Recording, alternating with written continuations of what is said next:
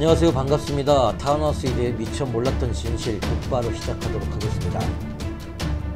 여러분께 설명드릴 첫 번째 주제는 최근 분양하는 신도시 타운하우스의 전용 면적에 대한 궁금증 해결입니다. 물론 저희 나라에서 타운하우스라는 주택이 그렇게 많이 분양하는 상품은 아닙니다. 하지만 그 10년 동안 살펴본다면 화성 동탄이라든가 김포 한강, 파주 운정, 인천 청라지구 중등 주로 신도시를 위주로 꾸준히 분양된 것은 사실입니다. 그런데 말입니다. 지금 제가 나열해드린 신도시 타운하우스의 유일한 공통점이 하나 발견될 수가 있습니다. 죄다 분양 면적이 국민주택 규모인 25.7평 이하, 즉 85회비면의 단일 평수라는 겁니다.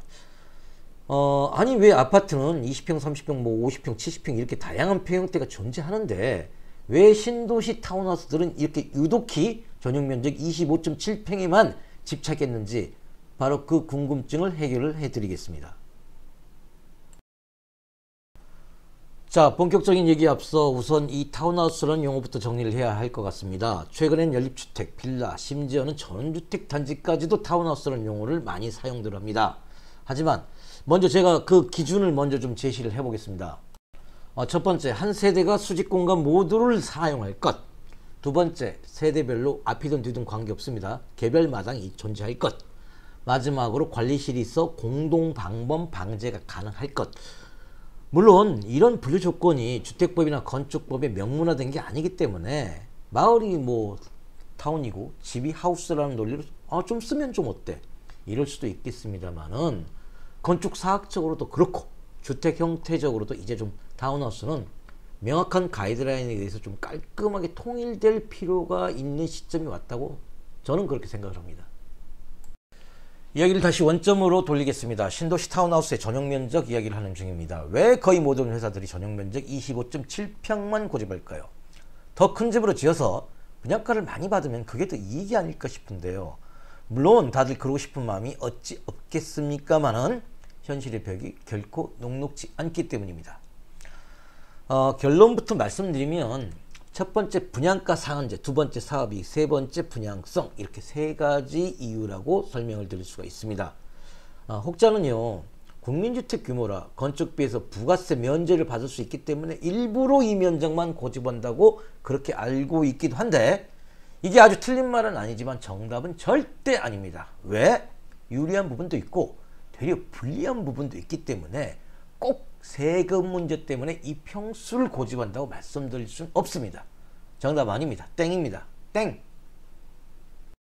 25.7평 전용 면적의 타운하우스는 분양가 상한제 적용 대상에서 제외된다. 바로 이게 그 첫 번째 이유입니다. 즉 청약 시스템을 사용하지 않아도 된다는 점이 가장 큰 장점이라고 볼 수 있습니다. 다시 말해서 사업주가 마음대로 가격과 공급 방식을 결정할 수 있는 결정적인 장점이 있습니다. 물론 말입니다. 저희 나라에서 100% 사업주라고 해서 자기 마음대로 가격을 올리고 분양도 내 마음대로 할 수는 없어요.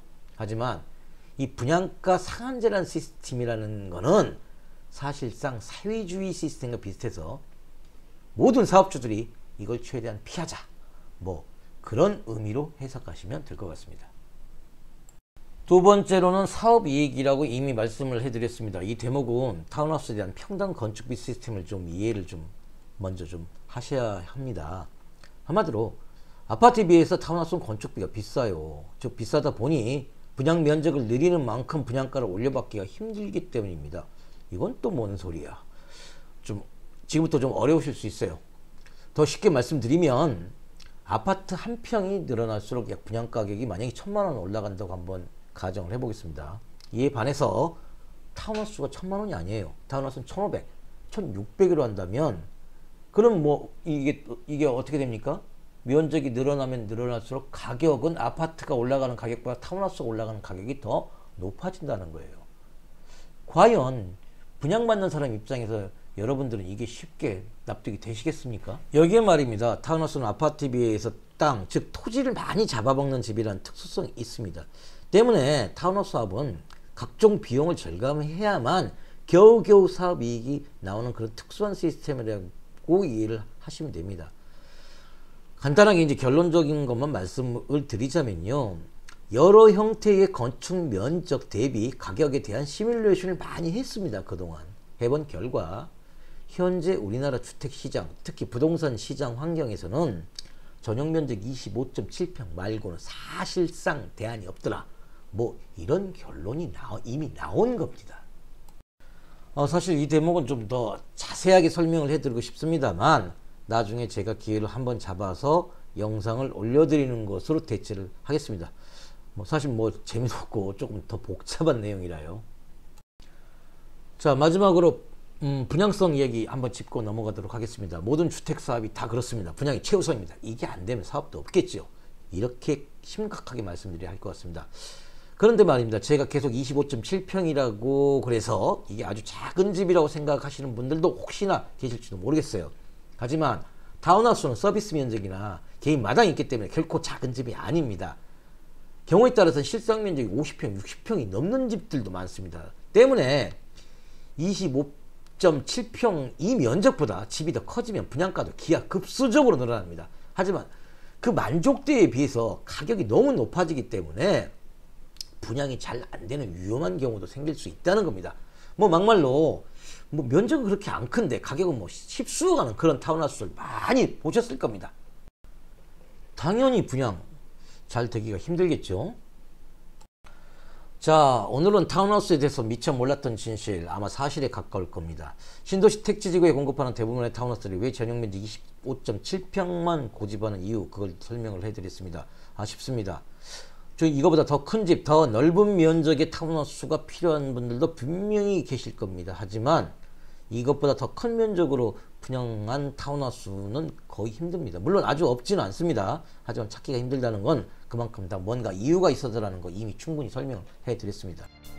최대한 이해하기 쉽게 설명해 드리겠는데 제가 조금 재주가 빈약하다 보니 여기까지 한계인 것 같습니다. 참고로 제 채널은 타운하우스뿐만 아니라요, 건축 전반에 대해서 다양한 주제를 총망라해서 영상을 만들 생각이고요. 또 제가 가장 좋아하는 취미가 바로 골프입니다. 그래서 이 골프 코스, 골프 라운딩에 대한 실감나고 재미있는 내용도 물론 있을 것 같습니다만 또 여기에 또 제가 만들고 싶은 주택 단지까지 포함해서 좀 더 다양한 내용으로 계속 방송을 한번 해볼까 합니다. 오늘은 좀 첫 방송이라 다소 무겁고 또 다소 진보할 수 있는 그런 주제였어요. 하여튼 끝까지 들어주신 진심으로 감사드립니다. 다음 영상에서 다시 만나 뵙겠습니다. 안녕히 계세요.